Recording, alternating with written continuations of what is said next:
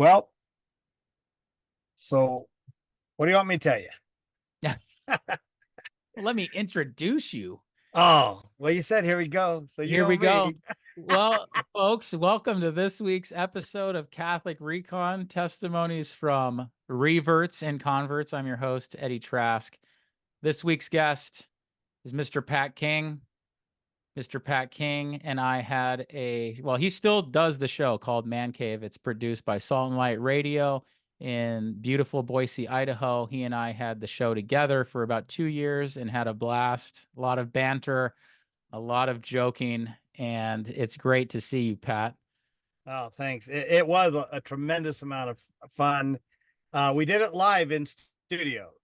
So even though this is being recorded and we're doing this live with each other on Zoom, but that was in studio. And one of the things I always used to tell Eddie, so I'd pick him up because I was 45 miles away from the studio. So I'd drive in early, pick him up. We'd drive in and we'd get there in plenty of time to beat the traffic. And one of the things we always did was we always had a subject matter. We always planned the subject matter we're going to talk about. Like, hey, we're reading a book, or we're doing this, or we've got this, or we want to talk about confession, or it's Father's Day. So, but it invariably we would talk about so many other things on the way in that I kept saying, man, that was a good conversation. I wish we'd recorded it, Yes. And it's like we'd have these great in-depth conversations that if you could record them and play them, that would really be, you're not on camera, you don't know you're on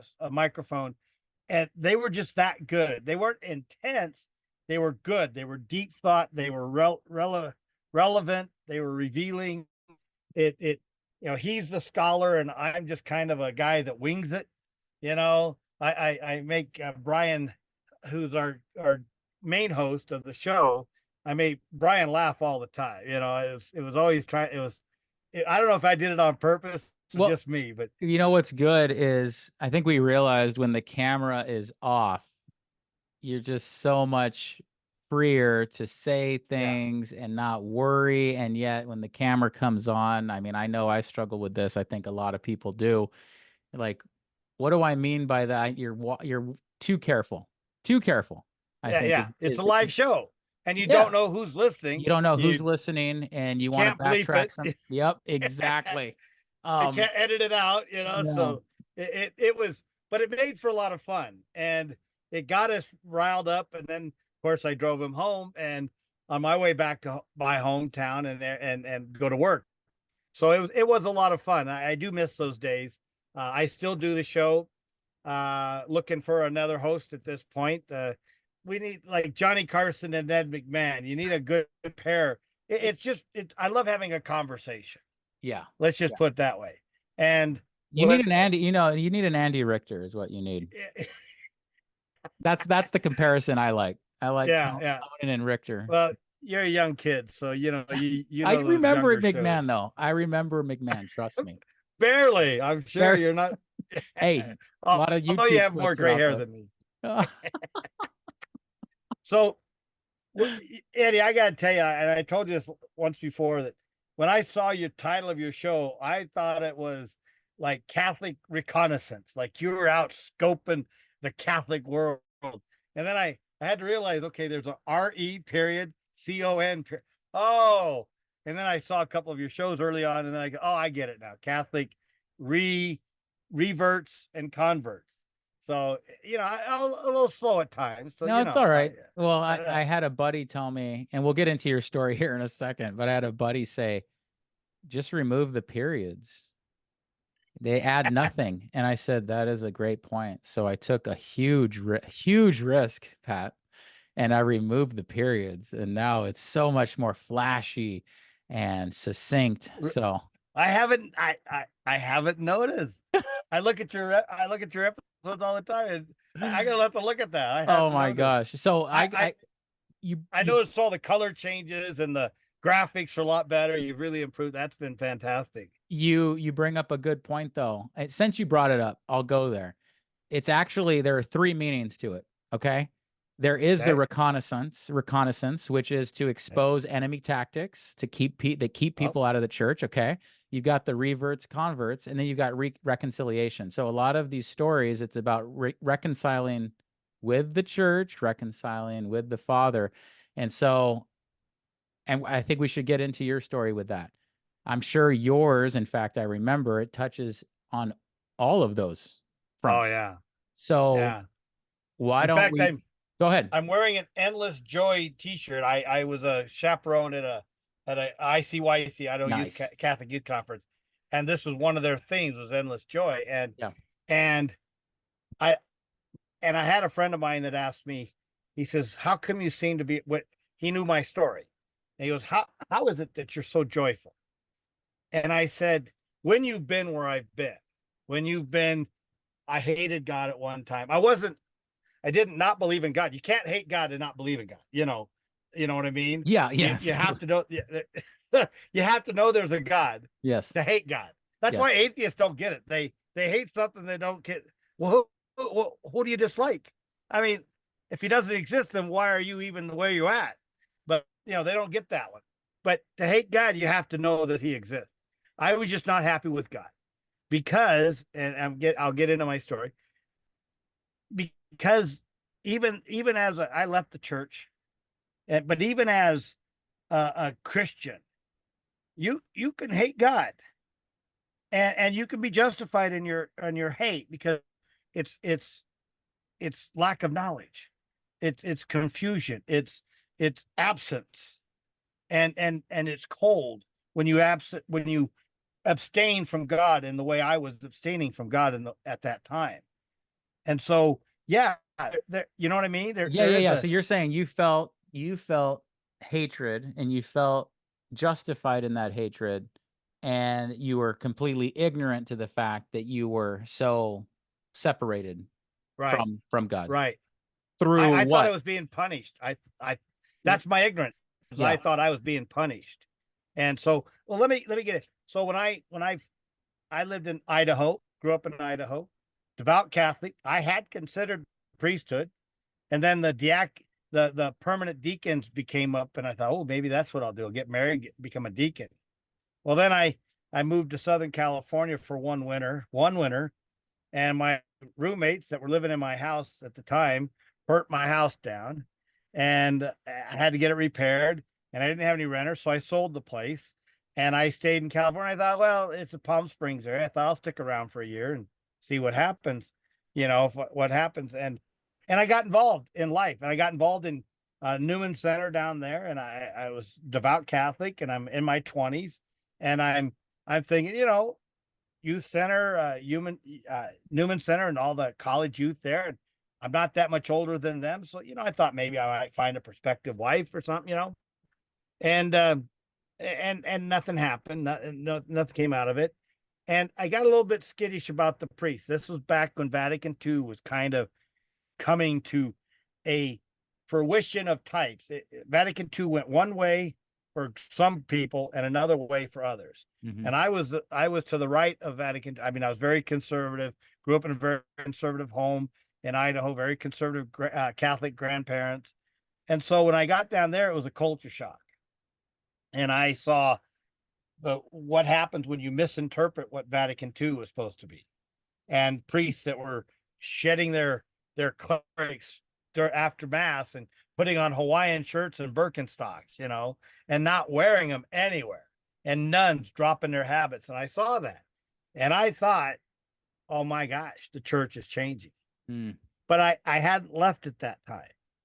And then I found this beautiful Southern California blonde that I was smitten, and she was Southern Baptist.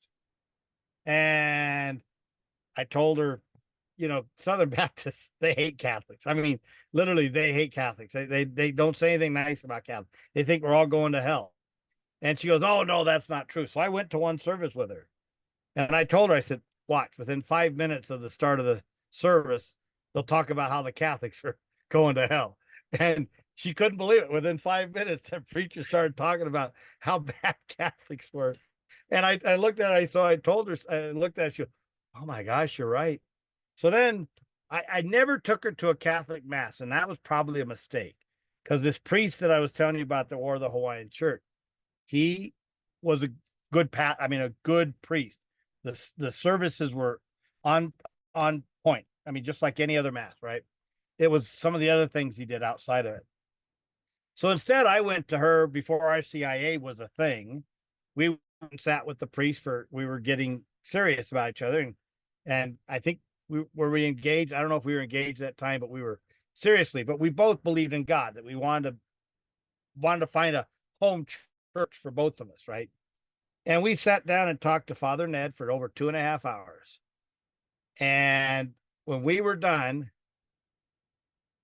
what I heard him talk about resembled nothing that I grew up learning in CCD or from my grandparents or what I saw in mass. It did not resemble anything like that. He's talking about harmonic convergence of God with nature and trees. God, you could hug a tree and you would experience God, that type of thing. And I thought, okay, God created the tree, but he's not in the tree, he's not in the rock. He may have made the rock, but he's not in the rock. The rock doesn't have a soul, And I'm thinking, oh my gosh, the church, I was lost. I was confused. I didn't study my own faith after high school. After high school CCD and confirmation, I didn't study it. So and that's where when people say they're poorly catechized, they're poorly catechized on their own for the most part. They didn't pursue their own knowledge and education of the faith. They didn't have an interest in it. So they sat there and took the Wednesday night CCD class, got the grade, and Matt moved on to the next level, and that was it. Got confirmed, and adios, see you later, sayonara. And I was an altar server, but I didn't, I knew the basics. I didn't know the depth, the beauty, the richness. And so I couldn't defend my own faith. After 2.5 hours, she looked at me and I looked at her and said, she goes, well, if that's your church, I don't want to be a part of it. And I said, I don't even recognize my church anymore. So I told her, I said, well, let's go find something a little more neutral. So we found a Foursquare Gospel Church. Okay. And I got married outside the church. I got married in a country club with another pastor I did work for. I didn't even go to his church, but I knew him. I did some sprinkler work for him, and he asked him to be our pastor. So I didn't do anything right. I mean, I did everything, but then we weren't going to church. We weren't going to the Catholic Church anymore. I just thought, wow, they're lukewarm. If anything, I found a more conservative Christian church that preached the Bible. I thought, ooh, I'm getting the gospel, Bible believing. Yeah. Bible believing. Right. So we kind of, that's where our home pastor, our home parish was, our home church.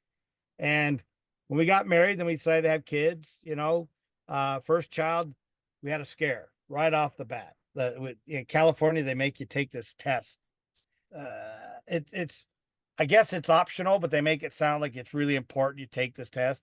And I don't remember the test results of what it was, but all I was told was he sat down with the counselor, and the counselor said, okay, the test looks like your daughter will be born with Down syndrome and other problems. We suggest you abort so that you don't have to be a burden to the state. It's exactly what she said. That's one of those things I remember till my dying day. We should abort our daughter because she might be a Down syndrome and be a burden to the state economically. Yeah. So, and this is back in 91. 90, 91. Man, you're younger than I thought, Pat. Wow. No, I was a late bloomer.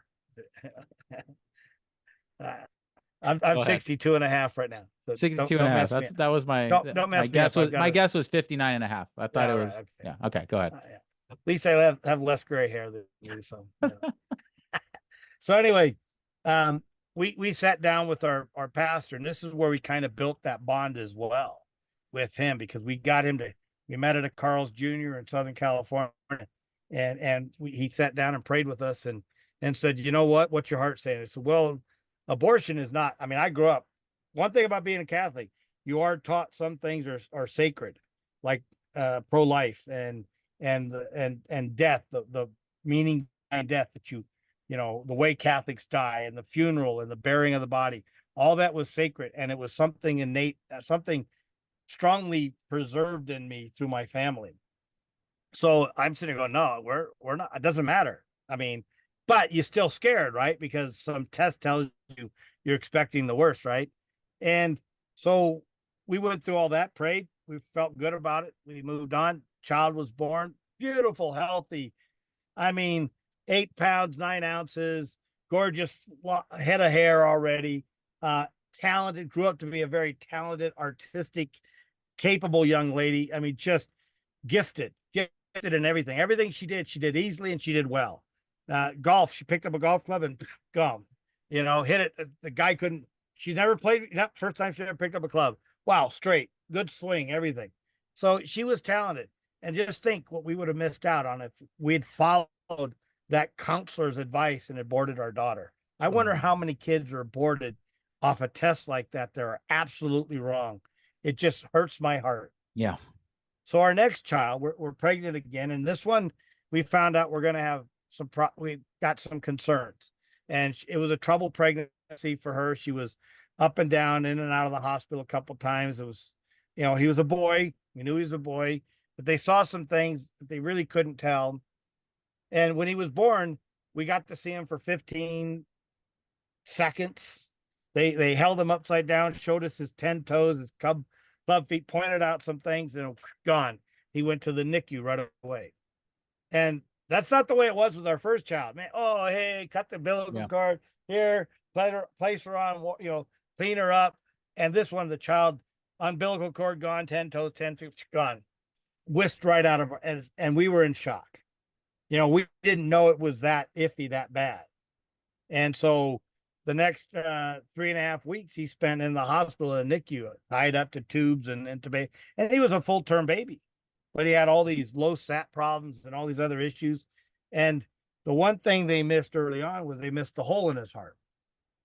Okay. That went undetected for over 2.5 months. Okay. So as we go along, finally they released him home to us, but they hadn't detected the whole heart. We get him after about 3 or 4 weeks, and he's going home with us. And this is where my wife really was a saint. She was a patient, great mom. It took 2 hours to get one bottle in him. And then as soon as it was done, he would immediately throw up most of it, and but she was so patient and so consumed with his proper care and all that. He couldn't nurse properly. We had to get special nipples for him because he had a recessed mandible. So we had all these issues. And now we don't know. I mean, we go into doctors, they say this, they say that, they send you off for this test. That. We don't know. We don't know if they're necessary, unnecessary. We had a huge list of 30 different things that they needed us to go to specialists to see them. And on the list, near the very bottom was a heart specialist. I mean, we're seeing geneticists and all these things that were less important, but we didn't know. Yeah. We had no clue. Finally coming up, now he was born in October of 1992, and late October. By the time Christmas rolls around, he's not doing good. He's starting to just fail. We could see it. He's gained weight, but he doesn't have an appetite. We didn't know that it was all water weight. He's retaining water. He wasn't drying out and peeing the way he should have. Pardon my French, but he wasn't doing the normal things that kids who drink a bottle of water, and they pass it on. So my mom, being an RN but living in Twin Falls, Idaho, I called her up and she said, don't wait for an appointment. Just take him to the emergency room and say you've got a child that's in trouble. And if we hadn't, he probably would have died that night. So they take him to the hospital, still have not detected the hole in his heart yet. They get him, they put some diuretics in him to dry him out a little bit and lower his liquid levels. And he dropped some weight, and he's in the hospital over Christmas, but we get an appointment to go see a Dr. Guillermo Young. I'll never forget this man's name. He's a pediatric cardiologist in LA. And this is right after the Rodney King riots in LA. So it's pretty scary time to be in LA, driving around late at night. So we take him to St. Vincent's and we go see this doctor. Now, Lance was always a squirmer, and he couldn't get this ultra. He had a special ultrasound, and he couldn't get him to stop squirming. So we had to sedate him, and it took a little bit. So we're just having a conversation, just a pleasant conversation, and things are going well. And he starts finally, Lance has settled down, and he's scoping his heart out, and he can see the monitor. We're kind of sitting back a little bit, and he's just telling us what he's doing. He's looking at the heart, he's looking for this and that, and all of a sudden, dead silence. And he all of a sudden, some concern on his face. He picks up the phone, he calls, puts the phone down, says, "I want to show you something," and he shows me part of his chambers in his heart looked like a flag waving. He said, "You should have 4 chambers. There's only 3, and this one's not even close to being attached. It's fluttering with every beat. So he's only getting 3. So his oxygen levels and all that stuff was not functioning properly." And he said, "They're going to come up with a gurney." Now, we just went in for a checkup, just to check. We were planning on going back. This is a 2-hour drive from Palm Springs. We didn't pack anything. We were there for the day. We were coming back that night. We didn't, our young child was at home, plus my stepdaughter, and with her brother. And we weren't planning on staying overnight. And the doctor said, "Oh, yeah, they're going to have open heart surgery at 6 o'clock in the morning." And we're just like white as ghosts, just like, what? So my wife and I prayed about it. We hey, whatever it takes, we're here. And fortunately, I had a family member living in LA, in Baldwin Heights area, and they said, "You can stay with us." So they opened their house to us, and for the next 4 days, we were at their home at night, and we were at at the hospital during the day, and we got to bring them home. I don't know if it was New Year's Day or New Year's Eve. We got to bring him home. So we spent the first holiday in the hospital over that whole time period.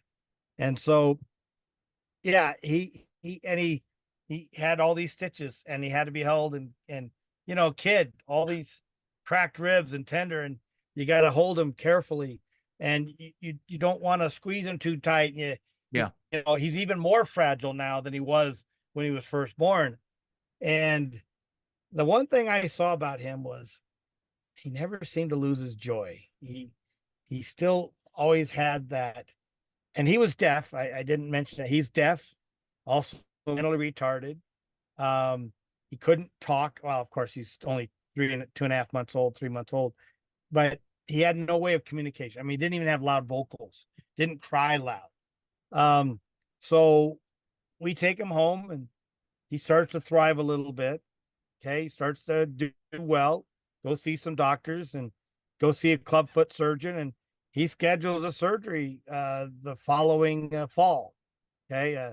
I think it was late November. I think it was around Thanksgiving time, or just after.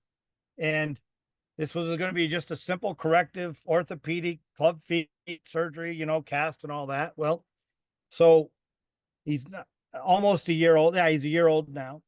He's in this hospital, Loma Linda, and they put casts on. His surgery went well, but they put him in a room with 10 or 12 other kids in this one room, and no nurse nearby. And I was staying at his bedside that whole time after the surgery. But I stunk, I was sweating, and it had been a while. So I wanted to go take a shower, and it was a Seventh-day Adventist. So that it had, no real food. A lot of vegetarian cuisine. Yeah, well, textured back then in the 80s or 90s, it was textured vegetable protein. Which I know all that stuff. Absolutely. Yeah.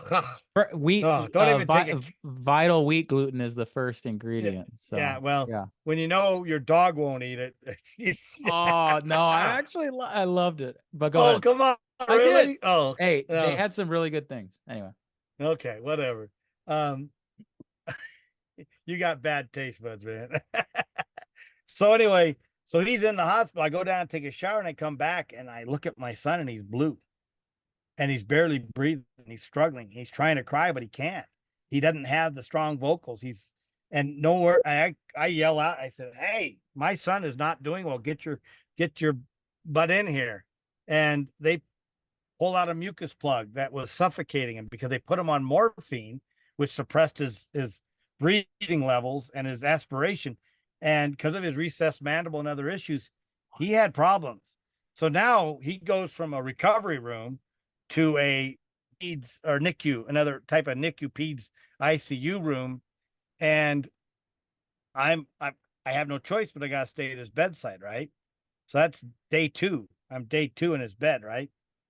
And uh, they try to figure out what's going to calm him down because he's still in pain from the surgery. He's got all these stitches in his feet, and he's wearing uh, casts and all that. And he's only a year old, and he doesn't know what to think or what to do. He doesn't know how to talk to anybody. He's just a little kid. He barely weighs, I think, 14 pounds. And so I'm staying at his bedside, right? And they won't let me sleep in the room. They have no cot or anything like that. And I said, well, I'm not leaving my son in here because of what happened when I went and took a shower. I said, I'm not leaving my son's bedside. Now, my wife had to go back to school. I was now the stay-at-home dad. She had to go back to school because we'd lose the insurance benefits as a teacher. She was a school teacher. So she had to go back to teaching. I stayed at his bedside. I put my landscape business on. I suspended it a little bit. I did it on weekends when I'd come home. And so I stayed at his bedside, and I'd fall asleep. And when the nurses came in, it said, you can't sleep in this room. And I said, I'm not. I'm awake. You're talking to me. And so a few nurses got the idea that I said, look, I'm not leaving my son's bedside. I'm not leaving him. I said, I'm not trying to offend you, but I'm not leaving him with you. I said, that's it. I'm staying at his bedside. So then because of the heart problem and other things, I don't want to get in a whole lot of medical. He started forming ascites, which is a water weight gaining on the abdomen outside between the skin and the stomach.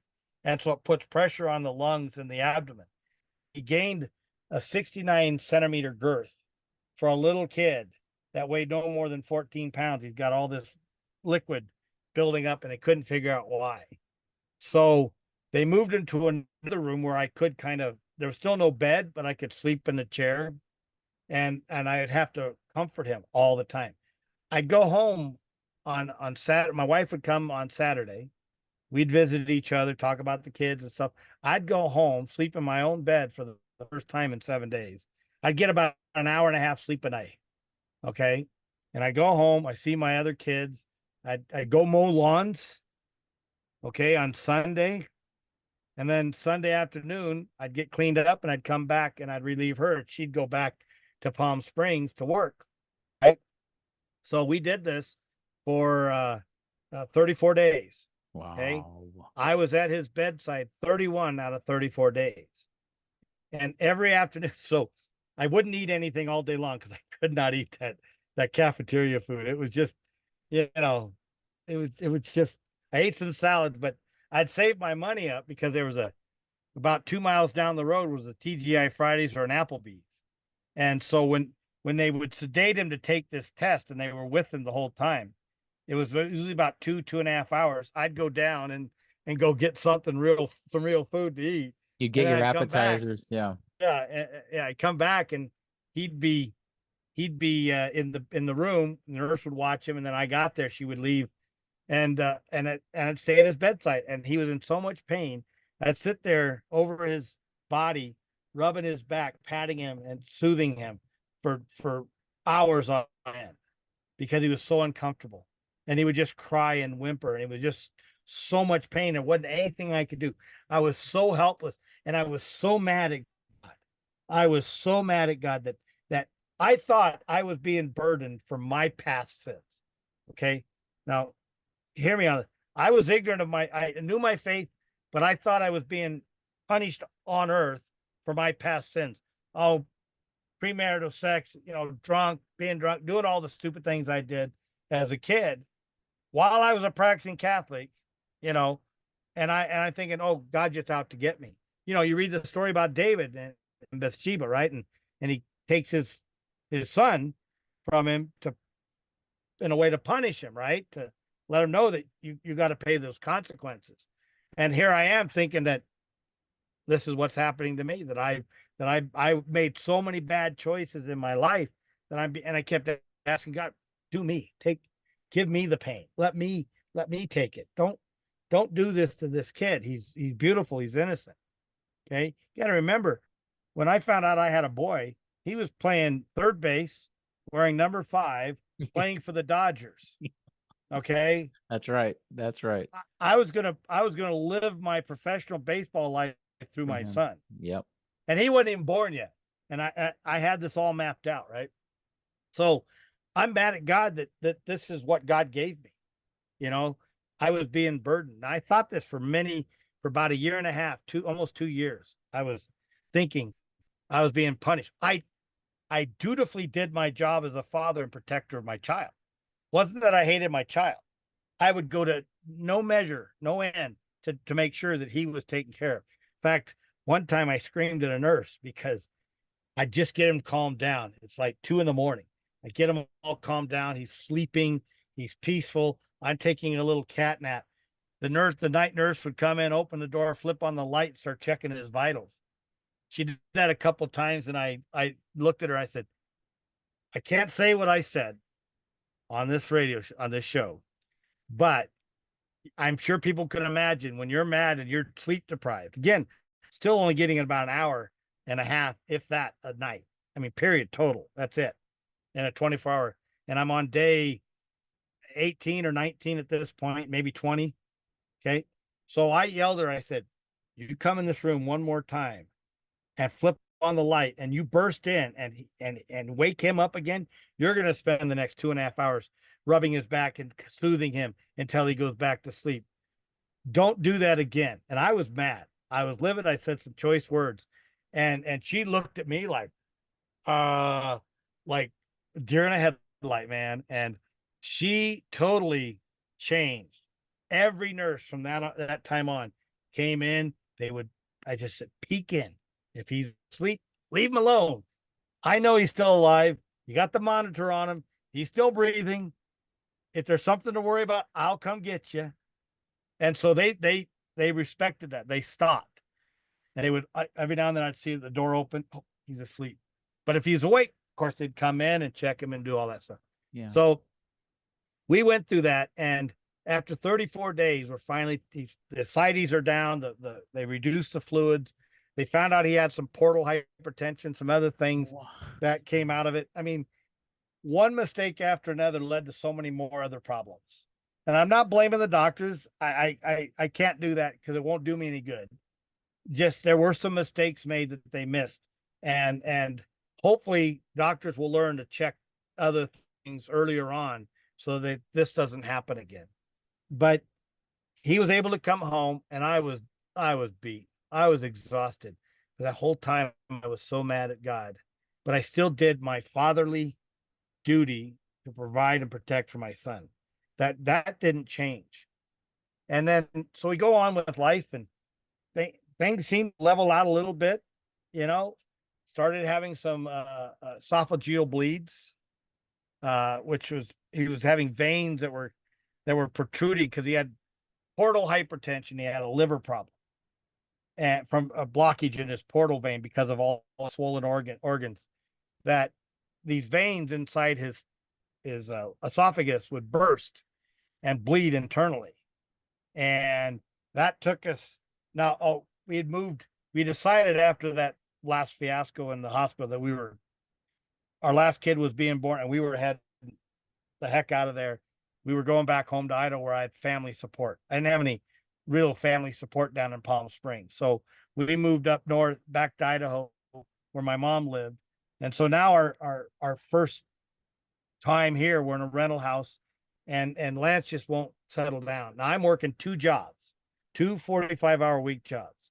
I'm working from 7 a.m. to 4:30, come home, get something to eat, go to sleep, and then wake up and go to work at a Target, undoing freight, unloading freight from 9 p.m. to 6 a.m.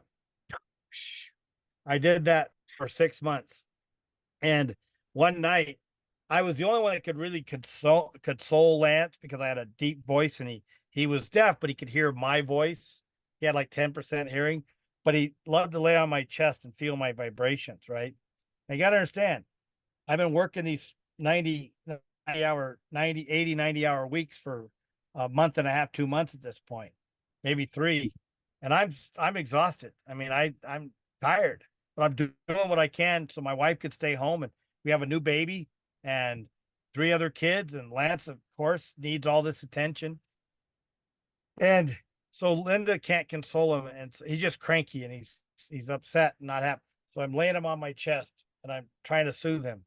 First time I ever did this, I was so mad at my son, my frustration, my stress, my work level, the tiredness. I spanked my son's behind, told him to stop it, stop whining. And shortly after that, he had a very bloody stool. And did regret and remorse and panic set in all at once. We grabbed the kids, we hopped in, we drove them to the hospital. We called the 911, said, we're driving our son to the emergency room at St. Luke's in Boise. And we made a beeline, and we got a little bit of an escort. He said, don't stop us. We got a son that's probably dying. And we drive in. The first time. Now, we were told he wouldn't live his first year early on. But this is the first time that the doctor said, I don't think you should plan on taking him home. And I'm sorry, And how old was he at that point? I lost he track. was, we moved to Idaho in 95. So he would have been just around 3 years of age. Now, Okay. again, we're very close to Christmas at this time again. Yep. He spent almost every one of his Christmases in the hospital. This first 3 or 4 was in the hospital. Gee. So here we are. We're driving, we're in the hospital again. The doctors tell us, don't plan on taking him home. He's probably not going to make it. And wow, did everything just hit us hard.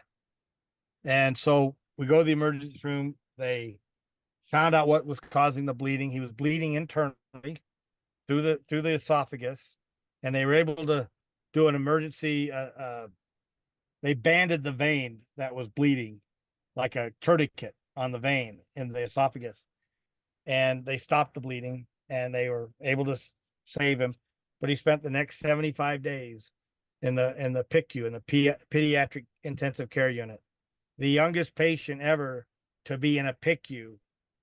Okay, but they felt they had the best nurses to care for him there than in a NICU. Sure. He was too big for a NICU and too much need. So we spent a lot of time at his bedside. Now, again, I at this point, I forgot to add something. Sorry about that. Just before we left California, and Lance was on that plateau where he's doing pretty good, we were trying to teach him sign language. And I thought it was stupid. I thought, he's not going to pick this up. But Linda, of course, wanted to try, and this adaptive specialty nurse knew how to deal with kids with his needs and things like that. And so she worked with him, and he did learn a few things. I mean, like food, he would bring his hand to his mouth for food. And I was just frustrated. I went out in the parking lot, and I just cursed God out. I was mad. I was angry. And I said, God, why did you burden me with this child? Why? What did I do to deserve this? All I'm thinking about is me, right? I'm thinking about myself. I've got this child. My life would have been so much better if he was playing baseball, and I had this vision for a boy. I want to have a boy, and I got this child that was all these problems. And I tell you, I don't recall the voice nature, but all I heard back in my head was, you don't understand. I don't give children like this to just anybody. I give them to ones that I know will take care of them, will love them, provide for them, be there for them, love on them. They're a blessing. It's a gift, not a curse, not a burden.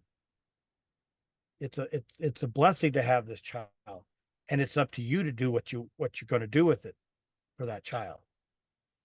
And I tell you what, as if someone turned on a light bulb, my whole focus, I mean, it was just like someone slapped me upside the head with a happy stick. And it's like, oh, he is a gift. He is a blessing. And I've been doing that already. And my whole attitude changed.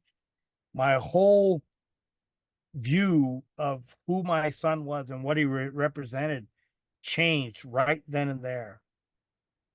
And so when we moved to Idaho, I was glad that that my wife could stay home and I took on 80, 90 hours worth of work a week to keep her home. Okay. I was glad. I was happy to do it. And so when he went into the PICU this time with the 75 days, my whole attitude was so much different about it. I wouldn't say it was joyful, but it was a better understanding of the trials and tribulations that we're going to face and the kind of blessings that come out of it. Were And I you started, go ahead. no, go ahead.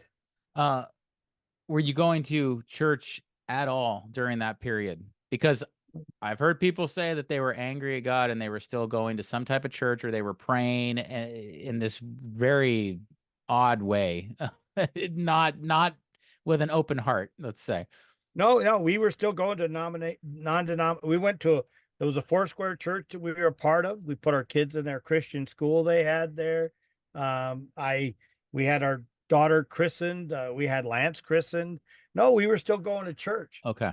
The battle and the anger was, I never really showed it to my wife because I thought it was my sins that I was being punished for.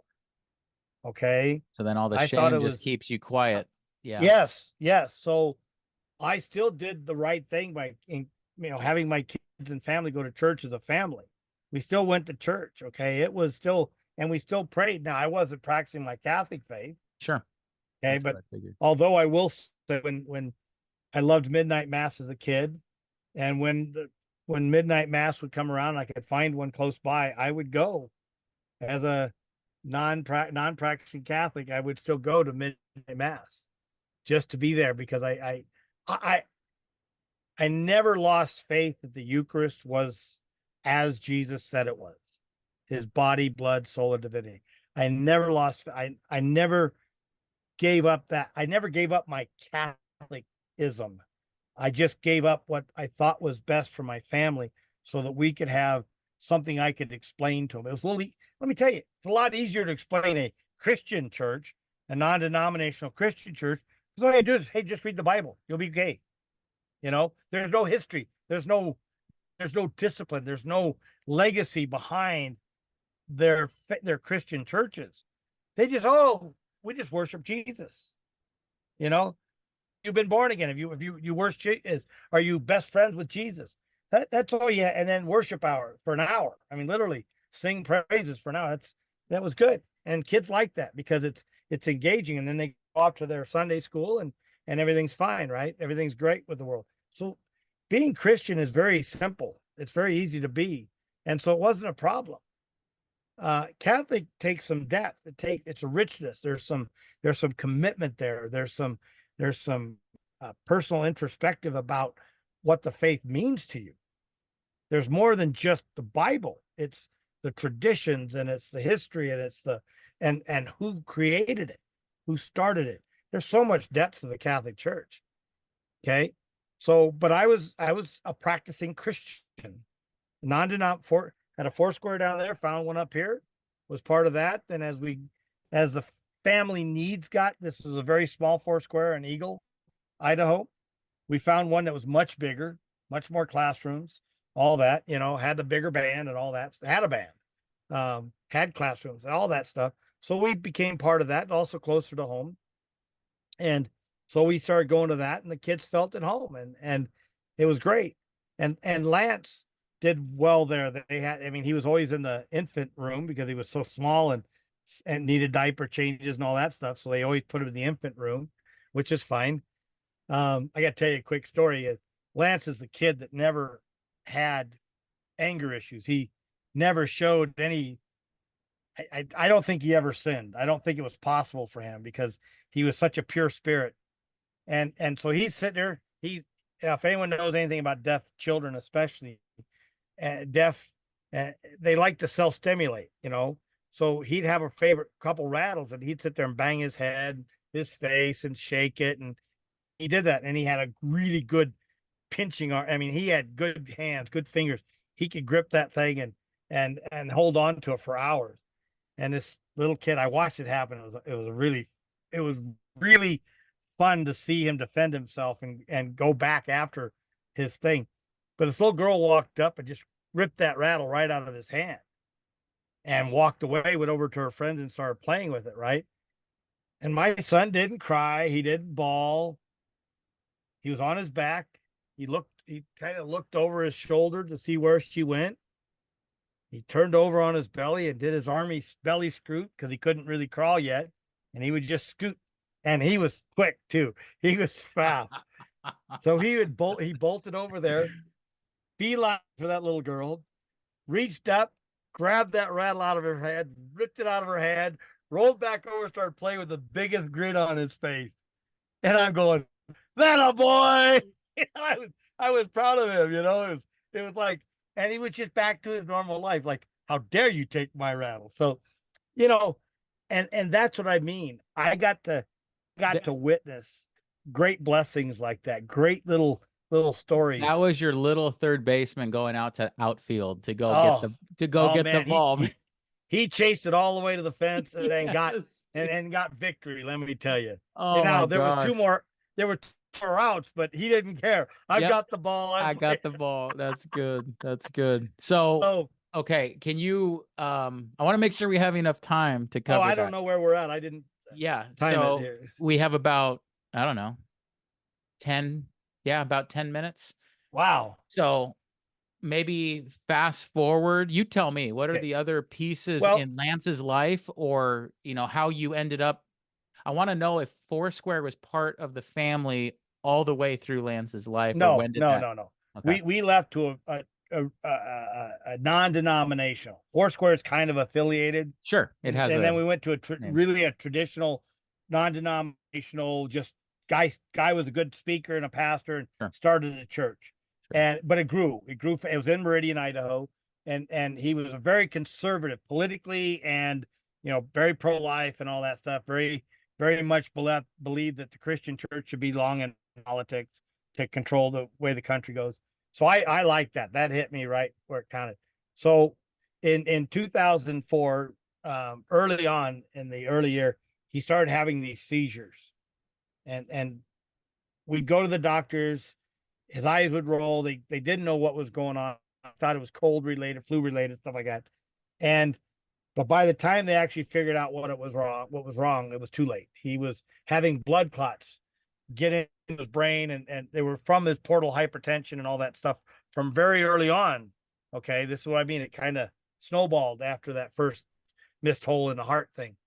So he basically the blood clots were getting into his lungs and filling up and blocking the oxygen transfer into the bloodstream. So basically, he suffocated to death. But he went in just a week before his 12th birthday, turned 12 in the hospital, and 1 week later, he was dead. But the thing that was, again, this is where my Catholic faith came into play. I knew about death and intervening, the unnecessary measures or extreme measures for keeping someone alive, and he's intubated. And the doctor comes in and says, probably going to be intubated, sedated he can go home, but he'll be intubated and sedated all the rest of his life. And now we're on day 10 of his intubation, and day 10, 12, something like that. And the doctor says, you got, what do you want to do? I mean, he's on a ventilator. We'll keep him alive that way. But my Catholic faith kicked in. Okay. And it's like, no, we don't need to do these extreme measures. I don't think we need to unnecessarily keep him alive.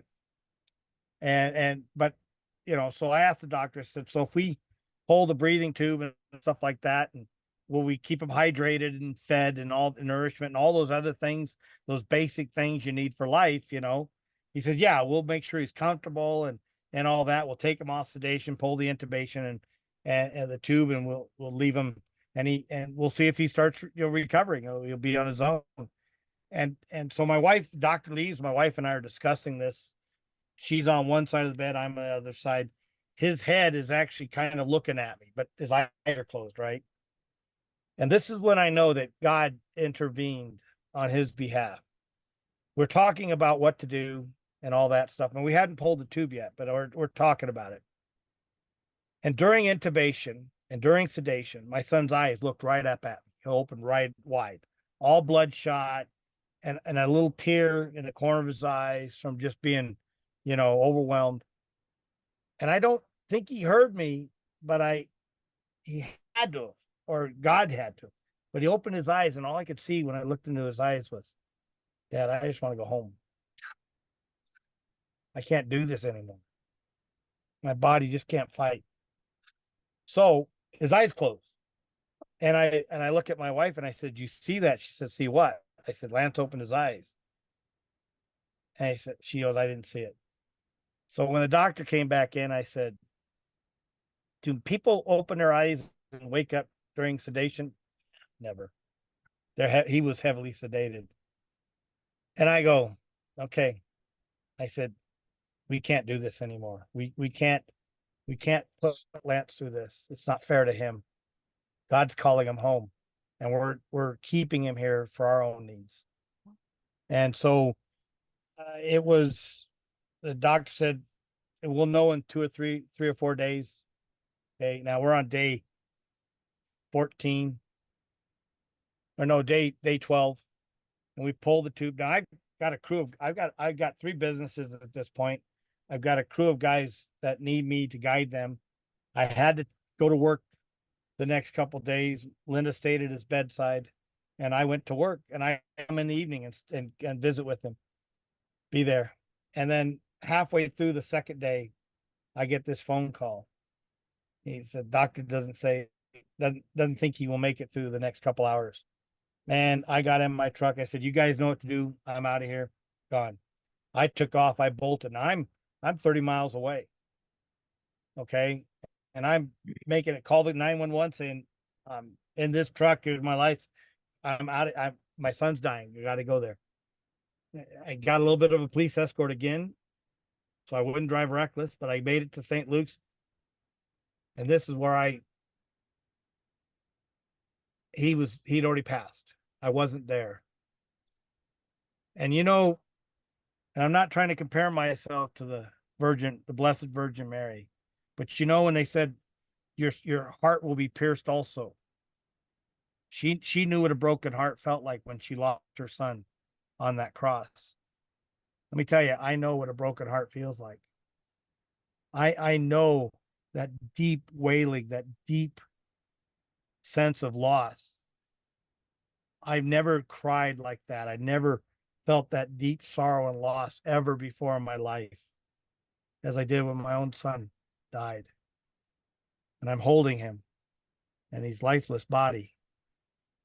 And all I could think of was, God, thank you for this gift. Thank you for the time, because my son's life, my son's specialty, was to love other people. I told you this once before, that total strangers would walk up and talk to me. Well, they weren't strangers to me, but they were strangers to him. They'd walk up and talk to me, and he'd reach out and grab them by the neck and jump into their arm, literally just pull them to him, and they would have to take him. I mean, he was done with me. He was going to them. And he had this thing. The most beautiful thing about my son was he'd grab, behind your chin, behind your jaw. He'd dig his fingers into your jaw, pull your face to his. I mean, it was strong. He'd pull your face to his, put his nose right on you, and look right into your eyes. Look right into your eyes. And it seemed like hours. And he'd just pierce into you. And all of a sudden he'd smile, hug him, and fall back, and he was ready to do something else. And they go, what is he doing? He says, he's getting to know you. He's getting to know who you are through your soul, through your eyes. And when I returned to the faith, I don't know if you want to know that story, but when I returned to the faith, I do. How soon there? I mean, yeah, what was the oh, timeline for that? well, it was almost 10 years, 10 years that my wife and I struggled after that loss. Yeah. She left me in 2013. It was just the marriage just couldn't survive all that took place. And but my spiritual director, a deacon Toby, said, "You got to touch a piece of heaven. You got to experience heaven on earth with your son." Now, how I returned to the faith was I was lost. My wife had left me. I'd lost a $10 million property. I was almost near bankrupt. My last kid moved out and I was lost, destitute. I had nothing. I lost a 75 acres, $2 million investment of my own, $10 million property. Don't have any employees anymore. I mean, I went from very wealthy, 28 employees to nothing. Okay. And I was a little bit angry and I wasn't going to church anywhere. My justification for not going to church was, well, what if I start dating? I run into my, you know, well, not ex-wife. We weren't divorced yet. But what if I run into her? That'd be uncomfortable. That was my excuse for not going to church. Wow. So I started going to other churches nearby, and I went to this one church in April. It was Easter Sunday of 2014, and it was so irreverent. People are dressed in Hawaiian shirts and flip flops, and there wasn't a sense of any reverence in this church. And the kids were running around, and this pastor, I don't even remember anything the pastor said about the readings or about Easter. Not a word. I don't really recall. All I could just say was, "This isn't where I need to be." Service was over. I walk out the door. The guy, the greeter that greeted me when I came in, also said, "Hey, hope to see you next week." And I wanted to say, "No way in hell," but I didn't. I said, yeah, okay, sure. See you. Thanks." And I walked out in the parking lot and I looked up to God and I said, "God, I know I need you. I need to be back." I said, "Where do I go? I need to be in church. I need to be with you. Where do I go?" Now, my grandmother used to have a habit when I was a non-practicing Catholic and when she was still alive to call down. Now, this is back when long distance was a thing, it cost money. And she'd call us. She'd be brief. She said, "I just want to see how you and the kids are doing. Just want to know I'm thinking about you." And after she'd hang up, she said, "I said a rosary for you today." Now, she'd call about once every month or so to check on us. And I said a rosary for you today. So when I asked God in his manly voice to speak to me, God, speak to me, let me know where to go, give me wisdom, hear my grandmother's voice saying, "I said a rosary for you today." That's all I heard. And immediately a light goes up. Said, "Yeah, maybe I should give the Catholic Church, go back to my roots, give them another shot. But if they tell me I don't belong, I'm out of there." That was my Conditional. condition. Yeah. That was my condition. It took me, now this is Easter in April, and it took me, so in July of 2014, I got the courage up to find out what time mass was, and it's 9:30 at that time, and I sneak in, sitting near the back, on one of the wings, and someone scooted me in, and crap, I'm trapped. And That's so and so real. So real, Pat. Oh my gosh. but the church, I thought the church had changed. I thought the church wasn't the same church. But all of a sudden the mass started. I confess that you have the Glory Be, Gloria. You have all the readings, the gospel, the homily, the altar, the consecration. I know all this. It hadn't changed. Oh my gosh, it's the same church. Some words had changed in that 25-year span, but the church hadn't changed. It was the same church, the same when Jesus started. I'm saying, "Well, okay." Now, if you haven't been to church for a while and you're considering going back and you are Catholic, go to confession before you do what I did. But let me tell you, I knew in all those other services I went to and they shared communion, yeah, I partook, but I knew it really wasn't God. It really was symbolic to them because there's no real Eucharist or present, there's no Jesus present, no tabernacle, nothing. So they were right. That is symbolic. Okay, what they do, the grape juice and a little Tic Tac wafer, Yeah, that was symbolic. But I was hungry. I knew there was something more, something missing. All those 2 years I went to service somewhere else. I knew there was something more. So when I went up and time for go to communion, I went up. I went up to communion. Again, don't do this. But let me tell you, I don't think God is going to punish me for that, because I did confess it later. But I mean, what convinced me to stay with the church after that was going to communion, because I received the body and I received the cup, and I went back to my pew. By the time I got there, I was all teary eyed. I was all emotional. I was almost crying. I get down on my knees on the kneeler afterwards, and I could barely get up.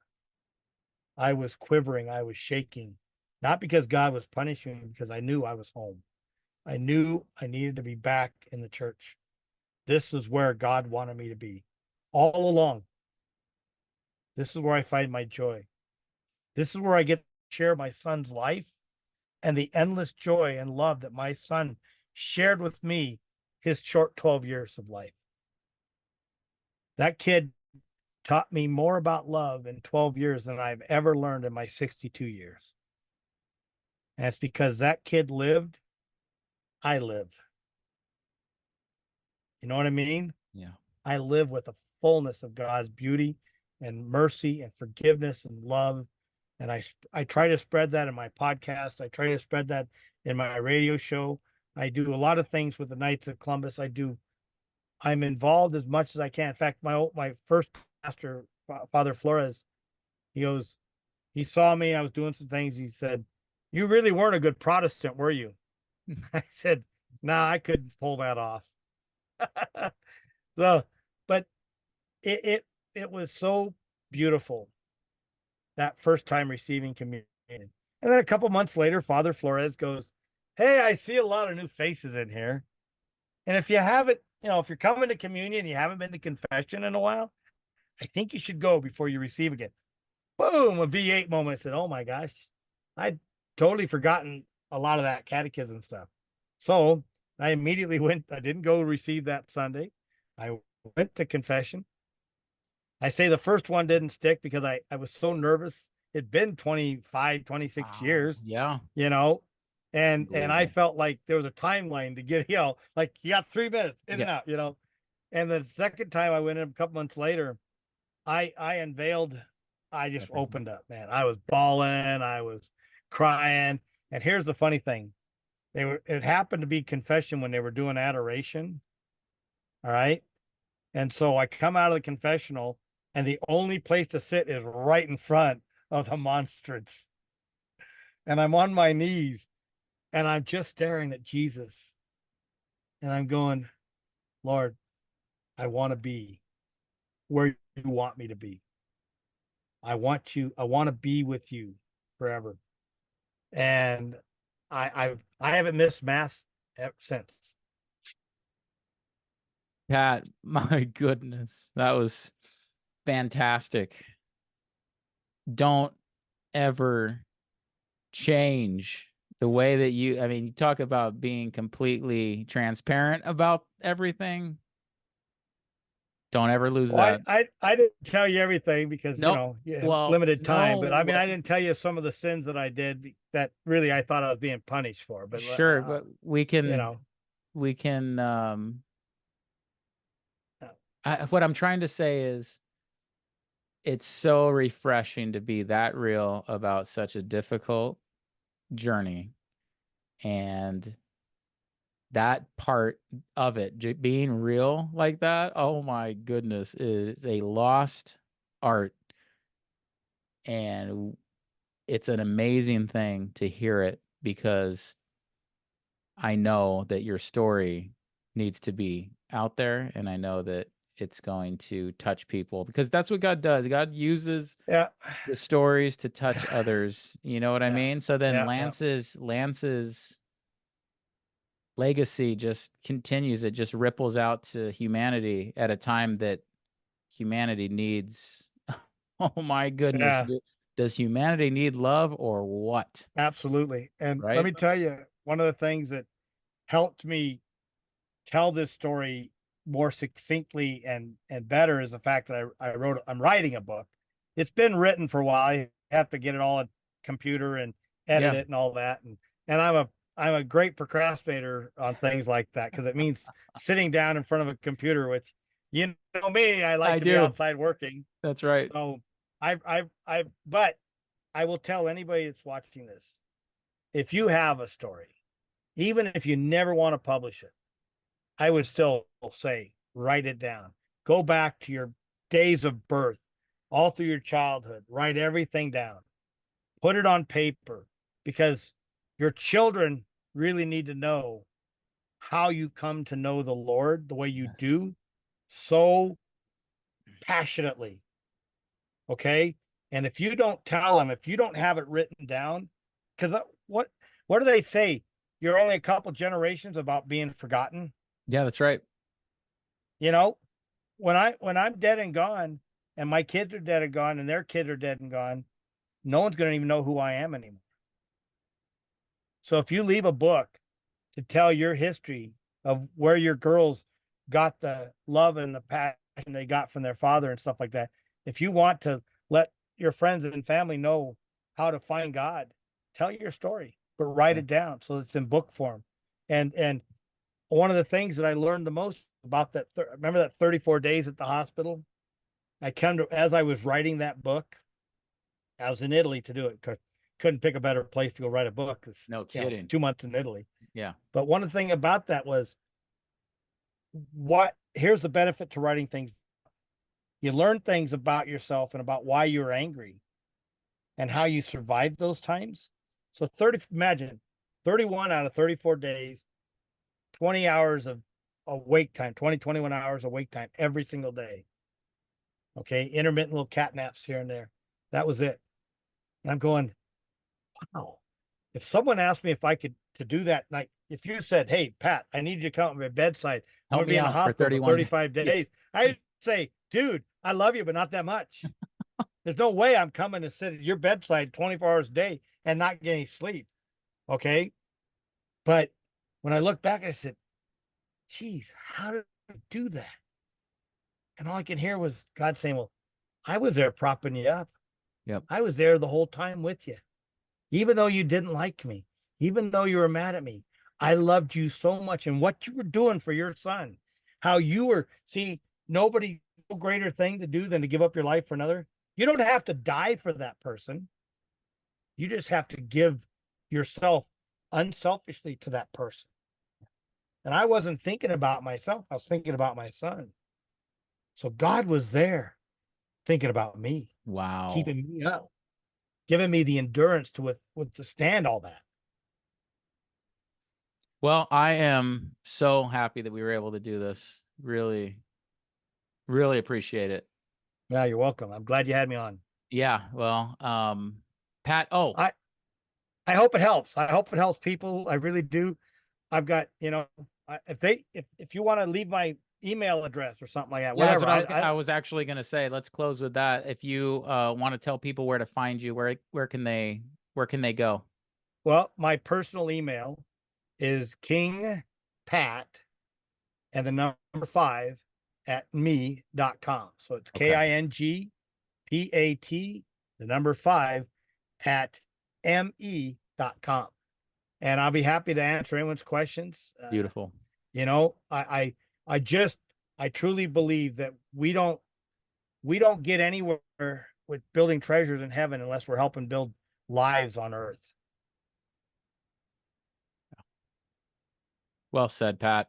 Thank you so much for this. Really appreciate it. I wish you the best. And for everyone that has come across this, please share it. And as I usually say, please subscribe and please tell others to share their Catholic Christian testimonies. Until next time, take care and God bless. Bye. God bless. Thank you.